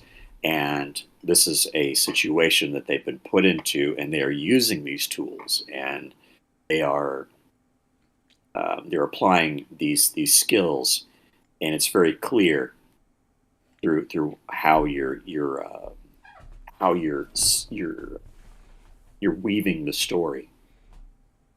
Yeah. That comes across very effectively, and that's what I'm enjoying about this so far. Thank you. Yes. Like I said, it's a work in progress. It's still like that's not the like final draft. It's just the draft that I'm most comfortable sharing Right. with people because I also have other deadlines. Like I said, I've been sharing this with people. I am part of a writers group that it's like a monthly thing. We meet, we read through some of our works, and then we get feedback from people about what's like good, what's bad, what could be improved upon, etc., Yeah. etc. And so that's like my external deadline that I'm actually working towards, and I'll get feedback in there about what's good, what's bad, etc., etc. And then Yeah. I'll need to prepare stuff in advance and make sure that it's, legible, at least up to my standard that I feel comfortable sharing it with people without them knocking their head against the wall. Because obviously, you get people who share their work and it's like, it's nice, it's good, but we could be refining this a little bit more so it's consumable or more consumable. Because, like, I don't know if you noticed, but my format's super pretty and in a booky format, and it's got pretty chapters and separations and like indents and whatnot. But then you get people, and this is not a knock against them, right? There are definitely ways to write. I know that I have just kind of vomited onto a page, um, but they just kind of like type everything out in this one hunk of documentation with no paragraphing, no tabbing, no Right. Right. chapter demarcation. So it's a wall of text, and it kind of overwhelms me. I don't know Yeah. about everyone else, but it becomes this Yeah. behemoth that I have to then tackle if I am faced with it. So That. that's just Yeah. one example of, Yeah. That's one of the things that kind of. Yeah. Yeah. You're. We're on the same page as far as that goes. I do not like just a page, just solid text, but there's no breaks, there's no indents or anything like that. What I try to do is, if I see myself doing that, I know it's going to be a pain in the ass later when I try to get everything formatted. Also, I just don't like seeing that just mm-hmm. block of text without any sort of breaking. So I will throw in just a comment, even if it's a comment that a character says to himself, just to just cut that in at least in half, so I can not have just that. Have a separation. Yeah, and it's harder to read, in my opinion. Oh yeah, for sure.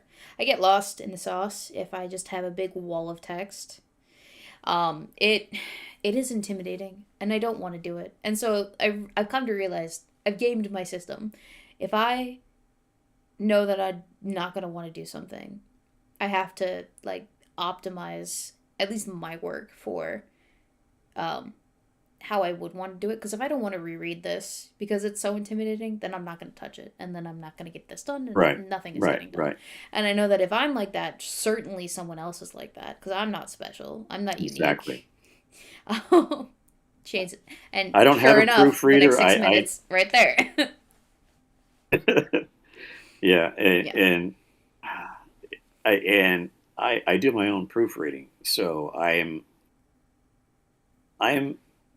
when I'm writing something, it's one of the things that I've become more and more conscious of. Is that, do you really want to read through 2 or 3 pages of just solid text, or do you want to segment it in some way? And more often than not, the answer is yes. I would like to segment this, and so I know when I'm reading back through this, it's going to be painful, and I'm gonna want to change it.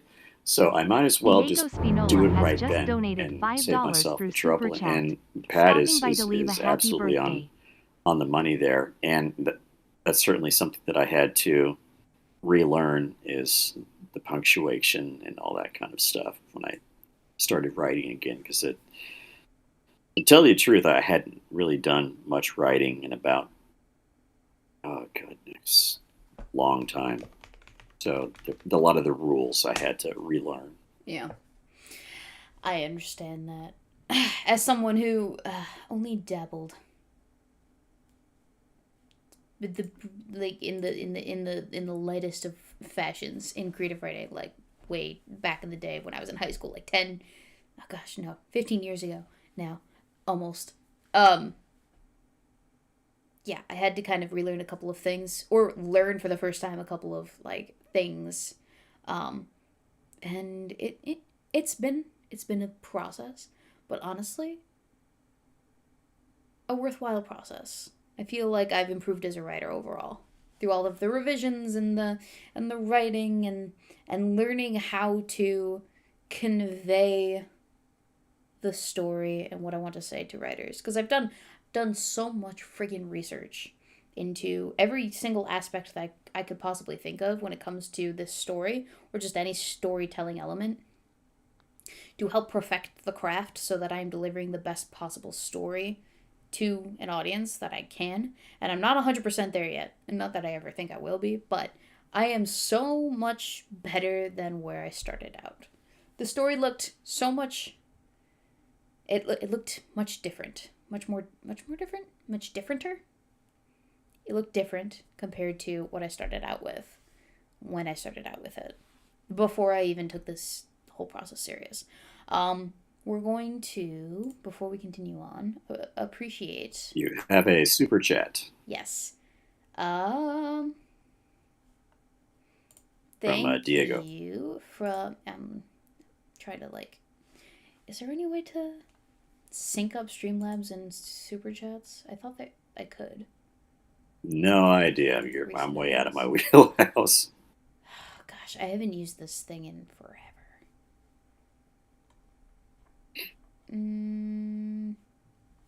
Whatever.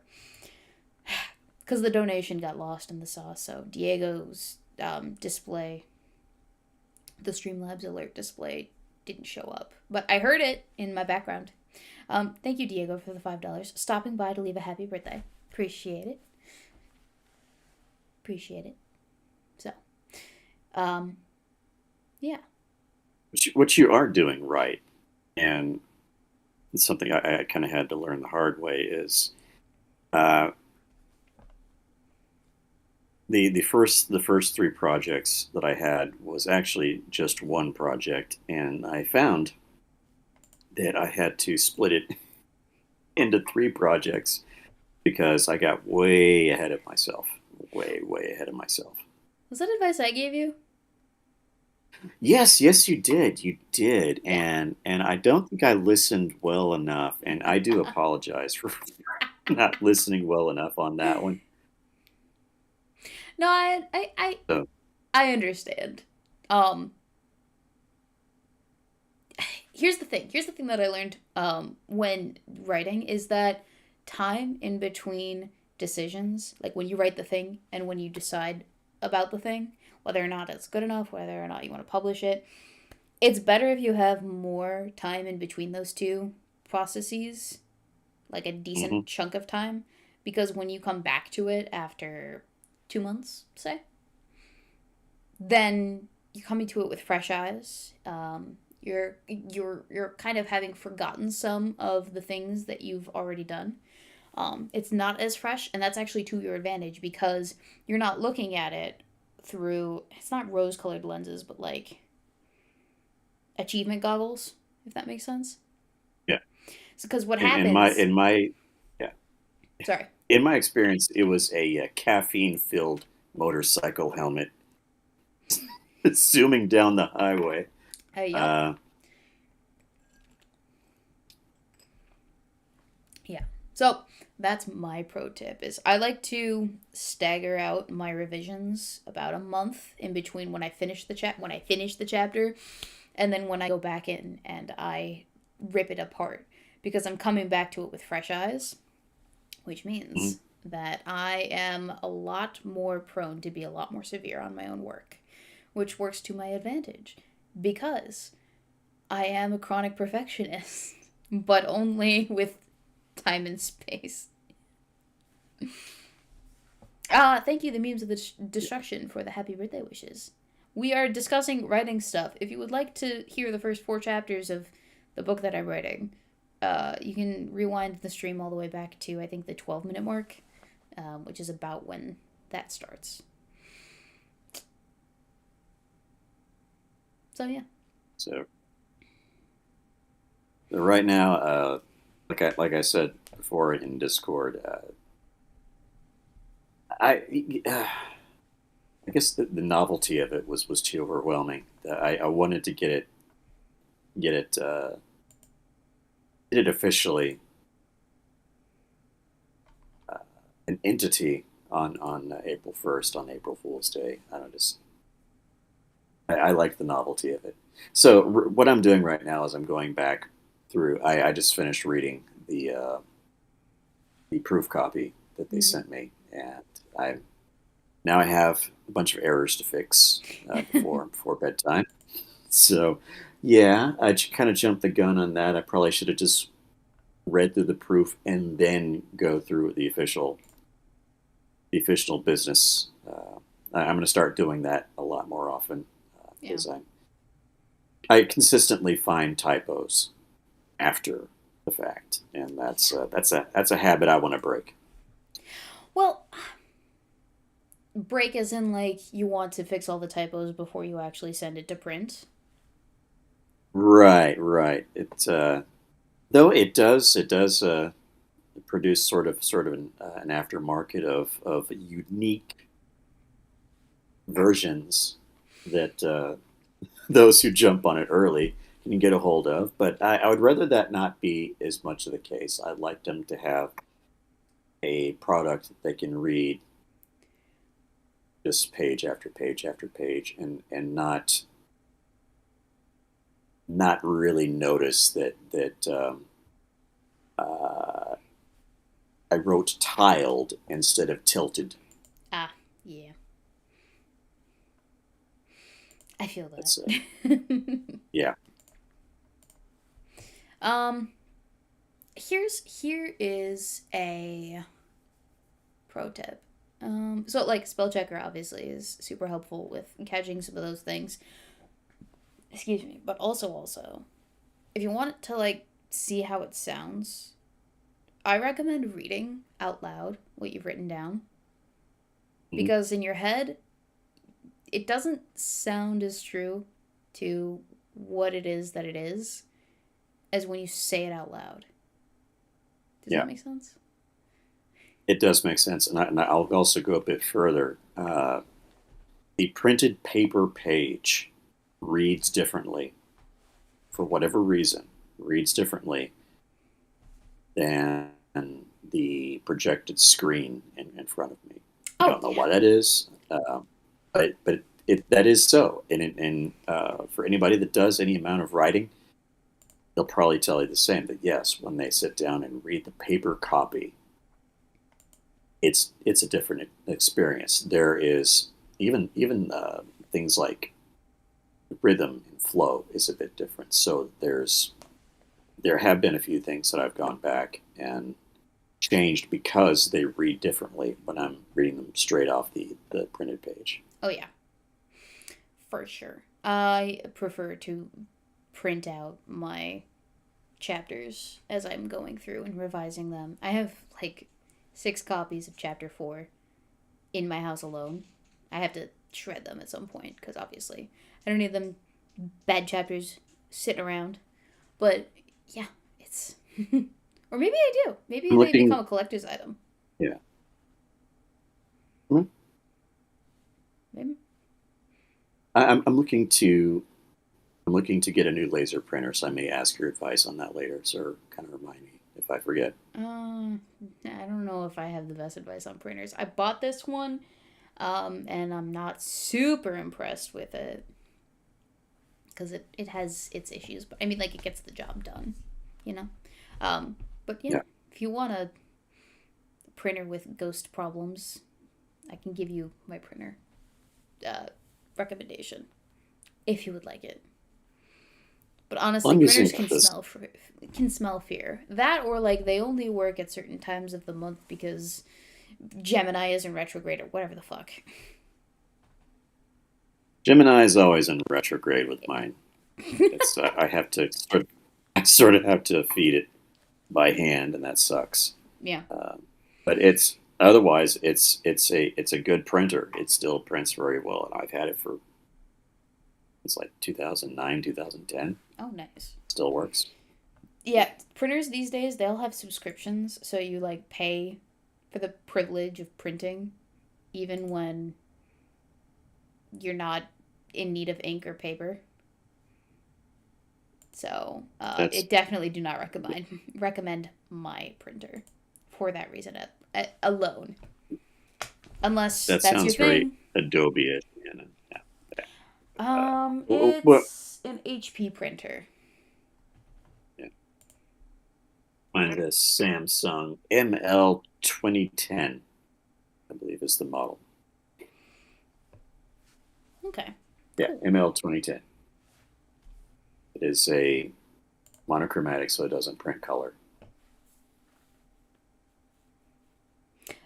Thank you, Anyhow, Nighthawk, for the belated happy birthday wishes. Just dropping by to say hi and say B-Day wishes.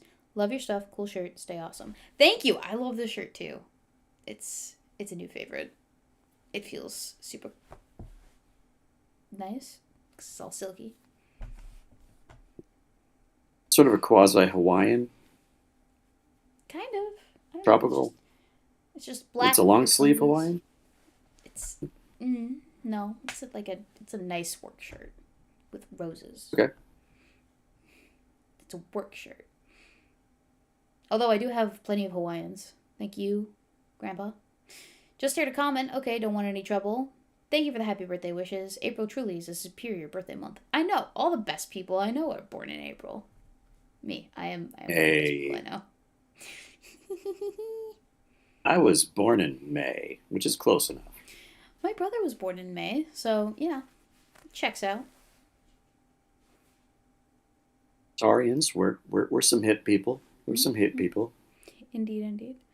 Diego says Samsung sold their printer division to HP. If I'm not mistaken, their old lasers were great, built to last. I can imagine so. A lot of good hardware was built to last during like the late 90s, early 2000s. And if you get your hands on something from that time period, whether it be a printer, maybe not a laptop, or like a dishwasher or a refrigerator or a dryer or a washing machine or a microwave, you're sitting pretty. It's not like the freshest look, and that's fine. You don't need the freshest look, but it's gonna last you probably past the apocalypse. The saga with my dryer that we just had, where it died, where we had to get a new motor.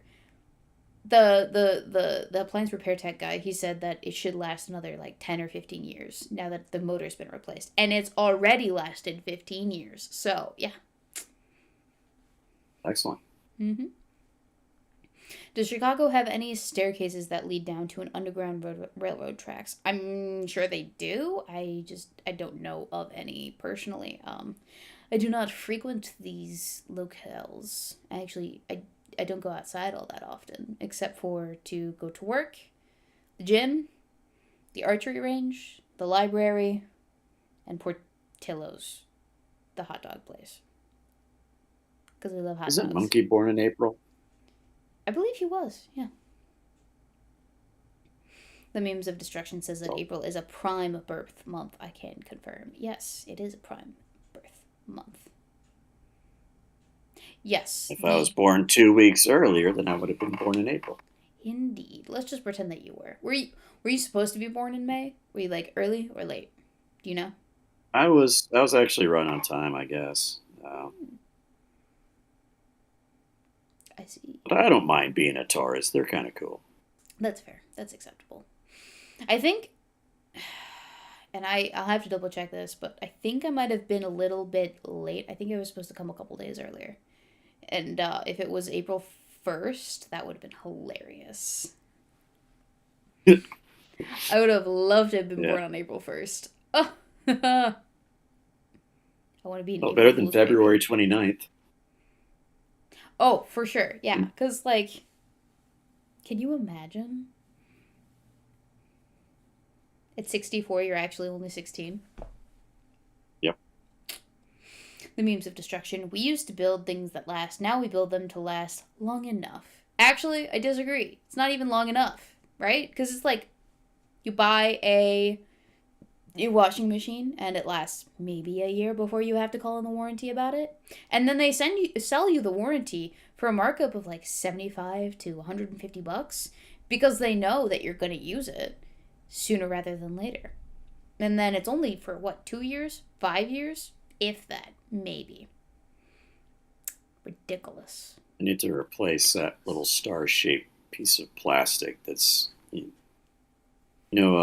like washer and dryer, and in the washer, it's that piece that keeps the whole thing kind of stable.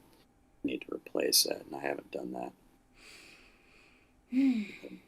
in a bit. So I've been using the apartments thing, the coin op Yeah. washer dealy thing. Wait, your Uh, unit comes with a washer and dryer, but your apartment building also has a washer and dryer?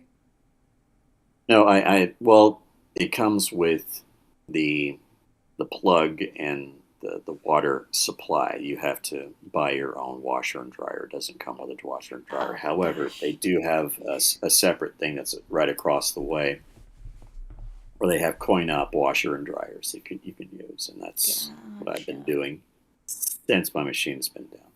Gotcha. Okay. Good to know. So I'm never without quarters.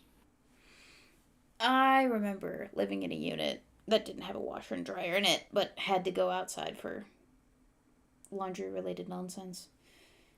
Did not enjoy it. I frequently found myself without quarters, even though I tried to keep up, but Yeah, who uses quarters anymore? yeah, I do, but I Anyway, buy small things. okay, so we are at 7:57, which means that we are 3 minutes away from the end of the stream. 60, you got anything that you want to say to the people while we're here?